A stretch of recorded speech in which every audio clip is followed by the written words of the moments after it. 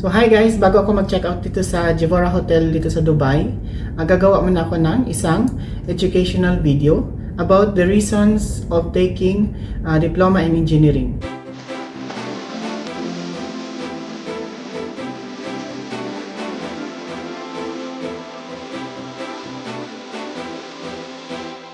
So, ang diploma in engineering ko was taken during the tenure of my transfer sa engineering department. So, bago pa lang ako nun, it's about less than 3 months pa lang ako sa department. So, nag-decide ako na mag-take ng diploma in engineering level 4 and level 5 based in the UK. So, ang i-discuss ko sa video na ito is level 4. So, ano nga ba ang reason kung bakit ako nag-take nito? So, ito yung 5 reasons kung bakit ko siya tinake. So, una, yung transfer ko kasi sa engineering, kulang ako sa background. So, or else, hindi lang siya kulang sa background. Wala talaga akong background nung nag-transfer ako. So, naalala ko pa yung question ng boss ko talaga dyan is, ready ka ba to accept the challenges kahit wala kang background? Ready ka ba to learn? Kasi complicated ang engineering department. Sa mga technical aspects, sa machineries, sa purchasing ng mga spare parts, isa kasi yan sa mga trabaho na ina-applyan ko nung time na yon. And of course, magkakaroon ka ng problema sa pag-define ng mga structures, ng mga standard ng construction, sa mga materials, kung ano ba yung durability, ano ba yung standard na material na ginagamit sa isang construction, sa isang plumbing repairs, sa isang machinery. So, marami ang sinasabi nila na complication about this. So, lalo ako na wala akong background sa engineering. Another one is sa civil naman. So, ano ang about sa structure ng civil, sa concrete, ano yung mga dapat na ginagamit na cement, ano yung paints na ginagamit sa mga walls, sa steels. Isa yan sa mga na-discuss nung na-interview ako. But, since na malakas ang loob natin, natanggap tayo sa trabaho, and to be honest talaga, sasabihin ko yun dito sa video, akala ko hindi ako magtatagal doon dahil hirap ako na i-adjust yung sarili ko doon sa working environment dahil nga ang dami niyang technical aspects na kailangan ko matutunan. Kung dati-dati sa housekeeping, kailangan ko lang matutunan maglinis, paano mag-entertain ng guest. Dito sa engineering, pag tinignan ko yung building, dapat alam ko na yung structure. So, ganun yung ginagawa doon. So, ang level 4 diploma in engineering ko din ay tinake ko under UK school, which is I Learn Engineering. So, ano lang siya, parang vocational school ang katumbas nito sa Philippines, and it is taken through distance learning. So, ano ang mga inaral ko dun sa diploma in engineering na yun? So, una is about engineering science. So, engineering science is about the measurements, conversions, yung basic frameworks ng engineering department or engineering, mga civil works, mga construction works. Yun yung mga basic frameworks na binibigay doon sa mga lessons ng school.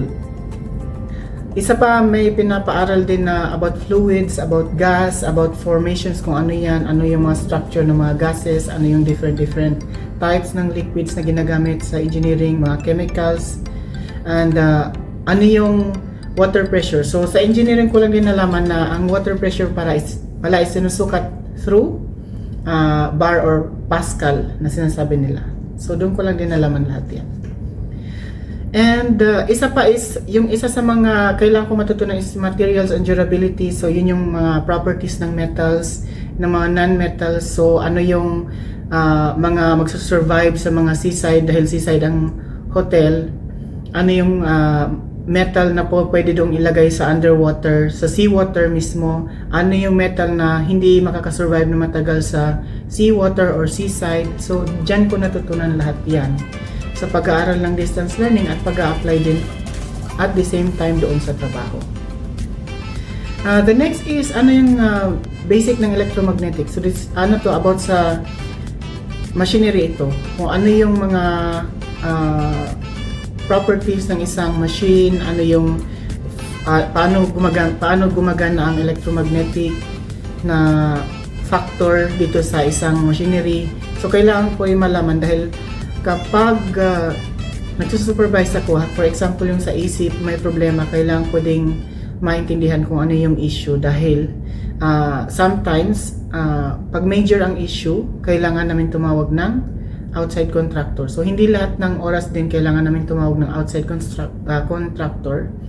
One example is yung nasira lang naman yung fan nung isang AC na sabi nung staff is problema sa compressor, which na ang ginawa ko is chinek ko muna talaga, inobserve ko muna bago ako nagtawag ng outside contractor. So yun yung isa sa mga maiintindihan mo kapag nag-aaral ka while applying it into the knowledge, kasi applying into your workplace, hindi rin kasi sa lahat ng oras, lalo sa engineering department, kailangan mo mag-aral muna bago ka pumasok. Minsan kailangan okay yung pinagsasabay mo yung pag-aaral doon sa subject habang nagtatrabaho kasi mas marami kang matututunan. So yun yung ginawa ko. Next is yung ano yung mga parameter na ginagamit. So sa parameter, marami akong natutunan dyan, especially sa water level testing, kasi sa amin meron kaming mini-maintain na levels of water parameters. So for example, yung sa pool, meron kami mini-maintain na pH level of 7.4 to 7.6. Lagi kailangan flat na ganyan lang. Sa ganyang range lang dapat siya. While sa acidity, meron din niyang mini-maintain, or yung sinasabi nilang meron pang isa. So pH level is 7.4 to 7.6. And chlorine level pala yun. Chlorine level is 1 to 2 milligram per liter. So yun yun. Ang isang definition ng parameter na yan is 1 to 2 parts per million or ppm. So yun yung isa sa mga natutunan ko dyan. And about sa basic din sa electricity. So saan nanggagaling ang electricity? Ano ang ginagawa kapag merong problem sa electrical reading, ano yung justification dyan, paano siya in-investigate, at paano kami nagre-record ng mga expenses about this consumption sa electricity. So, lahat yan is, nung naiintindihan ko na yung mga measurement, mga parameters niyan, mas madali na lang siyang i-apply kasi mas maiintindihan kung babasahin yun kung meron akong nalalaman na related tungkol doon. So, yun yung isa sa mga magiging maganda doon sa pag-aaral habang nagtatrabaho. So, yung next na inaral ko dyan is about machineries and systems. So, meron akong pinag-aral na about the lubrication system sa in-machine and seals. So, dati hindi ko alam kung ano ang seals. So, ang seals pala is something like related dun sa nilalagay sa shaft. Mga rubber lang actually yun, pero designed as a seals sa mga machinery. So, hindi siya basta-bastang rubber. It is customized design according to the machine's specification. Next is, saan ba na-apply ang mechanical seals na yan? So, mechanical seals na-apply sa, hindi lang sa machinery, sa mga malalaking pipes, sa malalaking equipments. Yun ang ginagamit, doon siya ginagamit actually. Next is applications of bearings. So, saan ina-apply ang bearings? Kasi marami kaming types of bearings, hindi lang siguro 20 types. So, meron yung sinasabing NZ, merong NSK, merong FAG na sinasabi. So, maraming types of bearings and iba-iba rin ang number ng mga yan. So, yun yung isa sa mga natutunan ko all the way of studying my Diploma in Engineering Level 4. So, transmission systems. Transmission systems, about yan sa vehicles and electrical. So, merong nangyari nung nakaraan na issue about sa aming isa sa mga buggy na hindi ma-solve ng aming main contractor.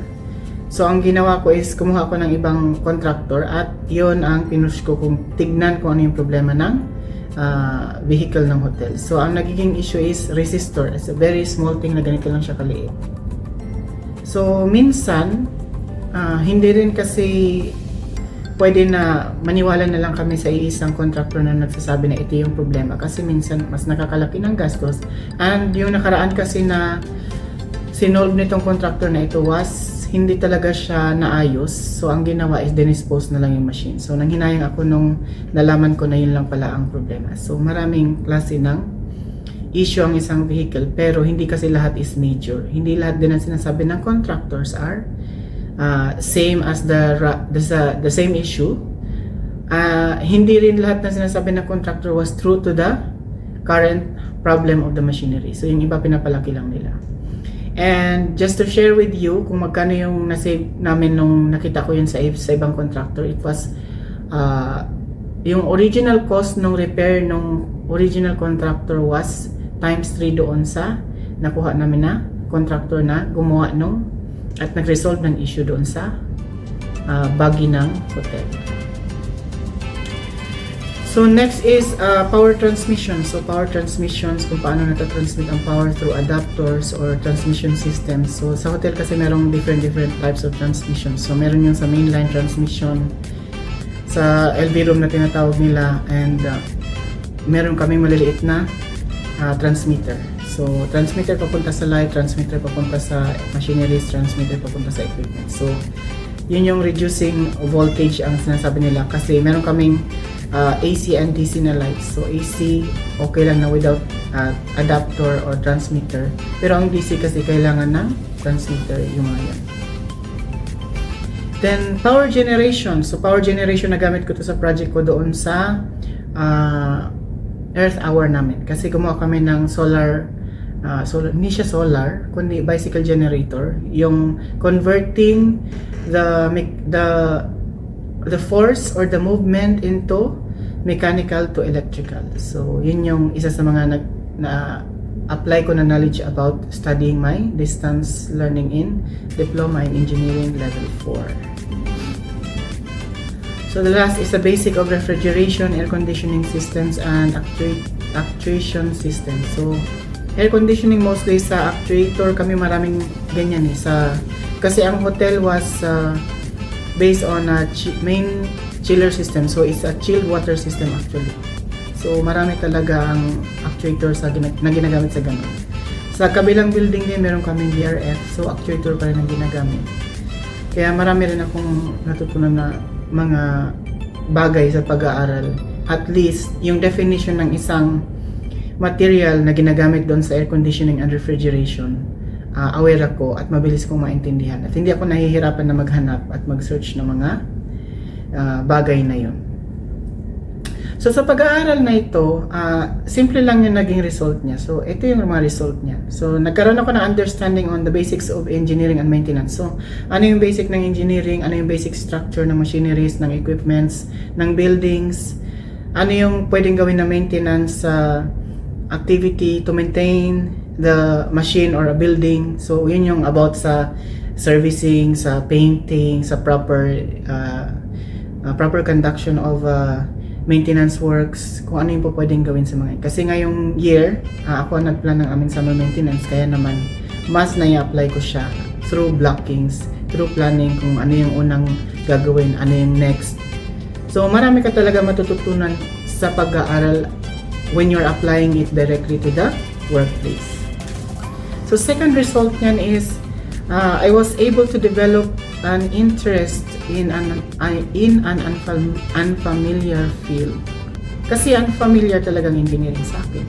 Ano namang alam ko sa buildings na kasi? Ano namang alam ko sa construction nung pumasok ko doon? Which is, sinasabi yan ng mga ka-work ko, bakit ako na-promote ng wala akong alam? It's because meron akong na deep interest to learn. Kahit na nagpupuyat ako, kahit na nahihirapan ako na matuto, pinupush ko talaga yung sarili ko na matuto. So, yun yung way kung paano ka mag-develop into a better individual when it comes to working.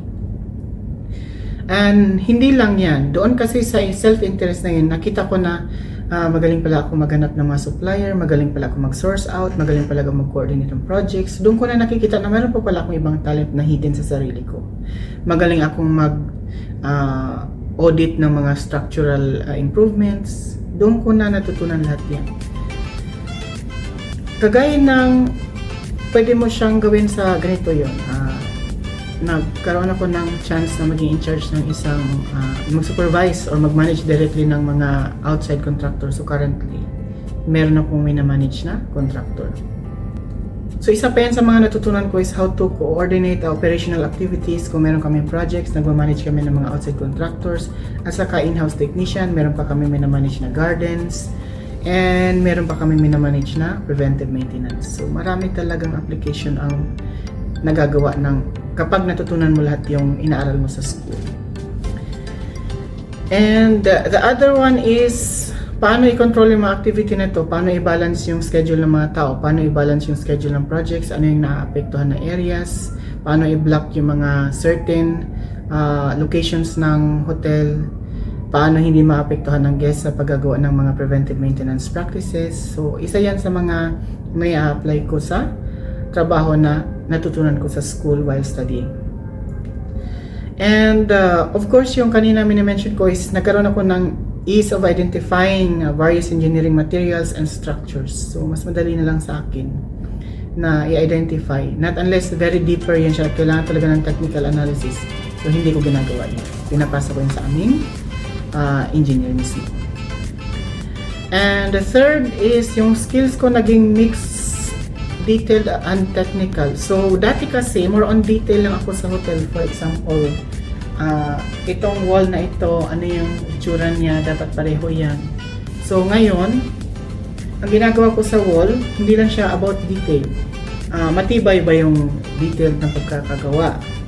So, yung detail ng painting ba is, yung texture ba ng painting is smooth ba or kapareho ba nung existing paint or meron bang pinagkaiba. So, bibigyan ko kayo ng example. Nung nakaraang araw, bago ko napunta dito, yung painting supervisor namin, sabi niya, sir, tapos nang ipinaint yung balcony. Sabi ko, sige, puntahan ko na lang. Pagpunta ko dun sa balcony, pagtingin ko pa lang sa glass, sabi ko sa kanya, automatic, substandard to na painting. Sabi niya, bakit? Kasi yung glass hindi mo tinanggal at hindi mo pininturahan. Tignan mo, kitang-kita. Iba ang kulay nung nasa loob ng glass at iba yung kulay nung nasa labas. So sabi niya, hindi kasi matanggal yung glass. Sabi ko, nagdi-deal tayo ng mga luxury guest dito. Guest na nag-stay ng luxury. So kailangan mong tignan yung detalye ng ginagawa mo. Oo, maganda yung pagkakapaint mo, pero yung mga corners or mga hidden na pwedeng makita, kailangan nyo ma-cover mo siya. Kasi kung hindi mo siya ma-cover, so yun ang detalye kasi ng ating trabaho. Hindi lang tayo basta-basta maintenance, kundi nagtitingin din tayo ng details sa structure ng hotel at kung paano siya i-keep into the highest standard na maipapakita natin sa guest na ganito kaganda ang aming property.